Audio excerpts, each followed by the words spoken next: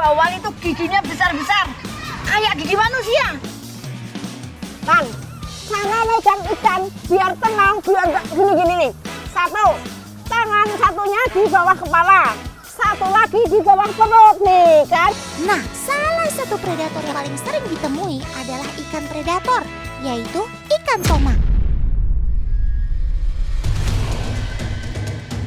Wah, lebahnya banyak banget, Bunda. Sudah.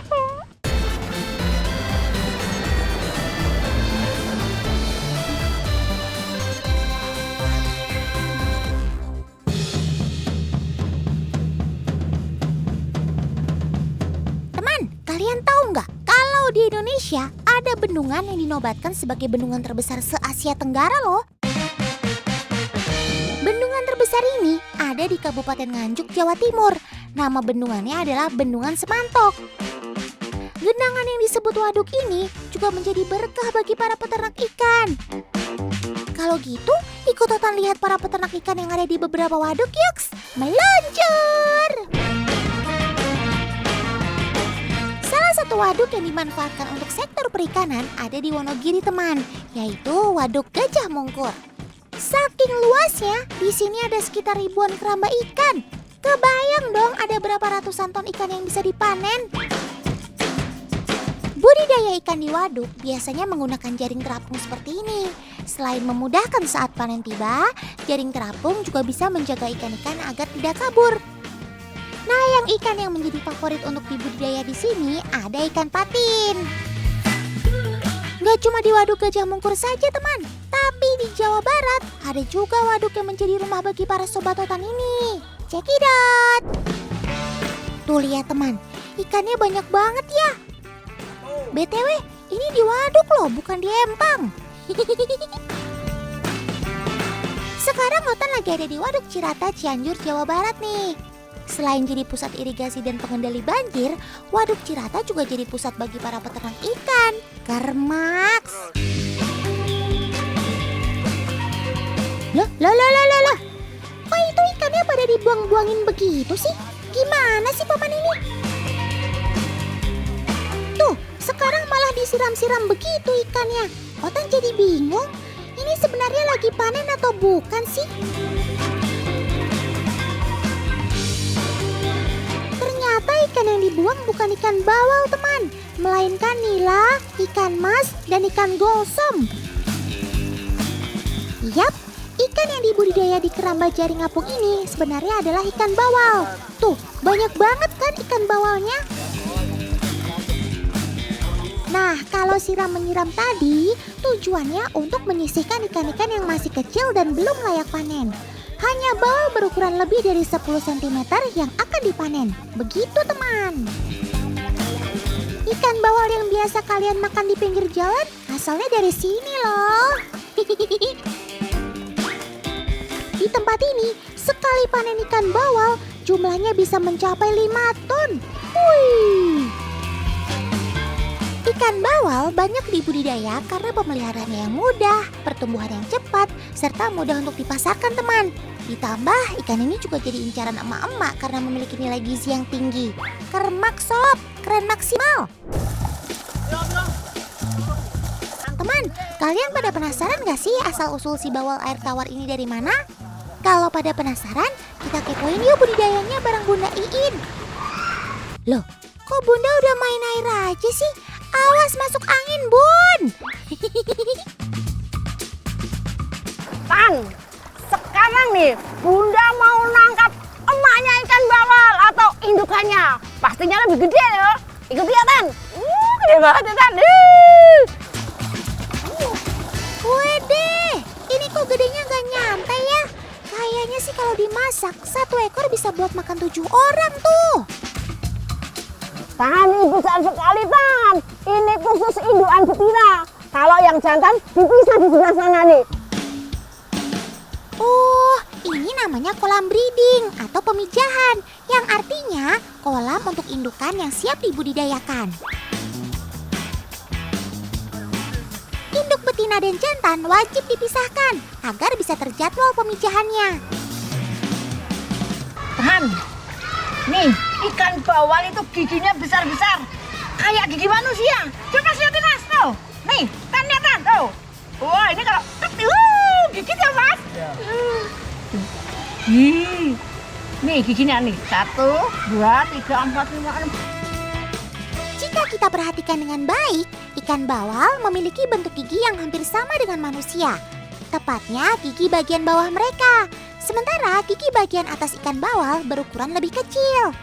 Gigi ini cukup tajam dan mampu melukai. Jadi tetap hati-hati ya teman. Nah Tan, ciri-ciri udah siap untuk bertelur. Ini perutnya besar ya Mas? Besar. Perutnya besar, terus buncit. Agak lebar daripada yang jantan. Agak lebar daripada yang jantan ini Tan. Ini perutnya udah buncit nih. Ini telur semua ya Mas? Tuh nih. Asik. Ini nih mama bawal yang akan menghasilkan ribuan anakan nantinya. Oh iya teman, sobat otan ini baru bisa menjadi indukan ketika masuk usia 3 tahun dengan berat minimal 3 kg. Tan, sekarang mau masuk ke kolam indukan jantan. Ya, ayo kita masuk Tan. Yo. Ayo bunda, pelan-pelan biar ndak kepleset. Tan, nih kalau yang jantan ini badannya lebih panjang ya Mas? Ya, ini lebih panjang dan lebih nggak buncit ya Mas? Nah, kalau yang betina kan lebar badannya, perutnya buncit. Ada yang lihat perbedaannya? Sudah otan duga teman di rumah cukup kesulitan. Oke, Om Editor, bikin 2 layar ya agar terlihat jelas perbedaannya.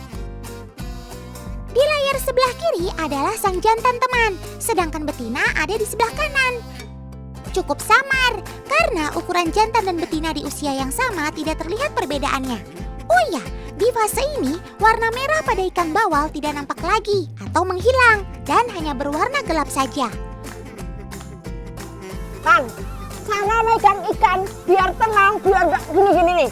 1, tangan satunya di bawah kepala. 1 lagi di bawah perut nih, kan nyaman nih kalau udah kena. Nah, cara seperti ini berlaku untuk semua jenis ikan yang besar-besar kayak gini. Nah. Wah, ini sih info yang cukup berguna bun, karena seringkali ikan berontak ketika tertangkap. Kuncinya, genggaman tangan harus memberikan rasa nyaman pada ikan, sehingga mereka tidak lagi berusaha melepaskan diri.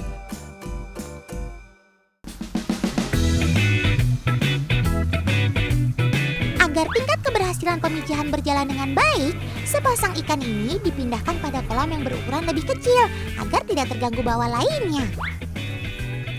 Karena setelah jantan dan betina disatukan, dalam waktu dekat mereka akan menghasilkan telur. Tan, info menarik nih. Jadi, untuk indukan ikan bawal ini menghasilkan telur sesuai dengan berat badannya. Misal nih Tan, induk betina bawal ini beratnya 3 kilo, dia akan menghasilkan 300.000 telur. Nah, kalau 4 kilo, dia akan menghasilkan 400.000 telur. Wah, semakin besar ukuran betina, maka akan menghasilkan telur yang melimpah.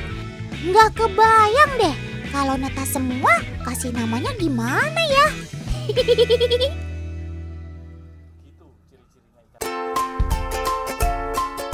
Nah, seperti inilah telur-telur ikan bawal. Dia memiliki sifat mengapung. Jika mengendap dalam waktu yang lama, maka akan mengalami gagal menetas.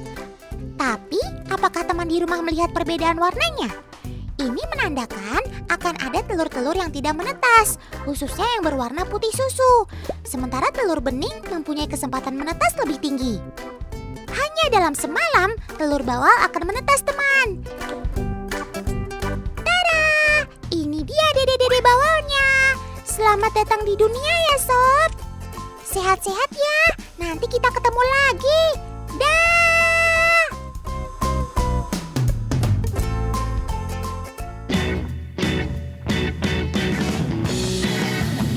Teman, sebenarnya budidaya ikan di waduk dan kolam sama-sama punya nilai plus dan minusnya. Pertumbuhan ikan di keramba cenderung lebih cepat dibandingkan dengan budidaya di kolam. Di waduk, ikan-ikan ini bisa mendapatkan pakan alami tambahan yang beragam serta melimpah. Sementara di kolam, sobat totan ini hanya mengandalkan pakan yang paman berikan saja. Tapi bukan berarti budidaya di waduk tidak memiliki kekurangan ya. Perubahan kualitas air di waduk tidak bisa kita kendalikan teman. Sehingga saat kualitas air menurun akan sangat beresiko terhadap kematian ikan. Sementara saat di kolam, kita bisa setiap saat memantau kualitas air. Dengan begitu, para pemilik kolam bisa langsung melakukan tindakan untuk mencegah hal yang tidak diinginkan.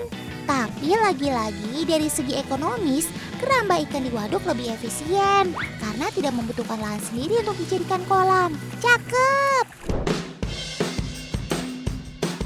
Oh iya teman, budidaya ikan di waduk bukan berarti 100% aman dari predator ya.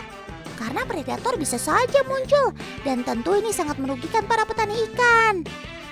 Nah, salah satu predator yang paling sering ditemui adalah ikan predator, yaitu ikan tomang.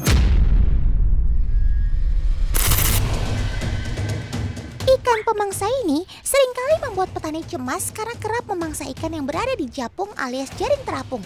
Padahal waduk bukanlah habitat asli dari si predator ini teman. Diperkirakan keberadaan mereka berasal dari oknum yang dengan sengaja melepas liarkannya di area waduk.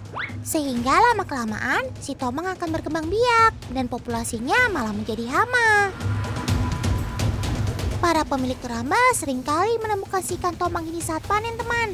Ukurannya pun gak main-main. Satu ekornya bisa mencapai 2 kilogram. Waduh! Ikan predator ini masuk ke dalam keramba biasanya dengan merusak jaring atau masuk saat mereka masih kecil. Kemudian lama-kelamaan si tomang akan semakin besar sehingga tidak bisa lagi keluar. Nah kalau sudah begini, yang pasti dirugikan adalah para pemilik keramba. Karena ikan mereka lama-kelamaan akan cepat habis karena dimakan oleh si predator ini. Semoga masalah ini cepat terselesaikan ya paman-paman.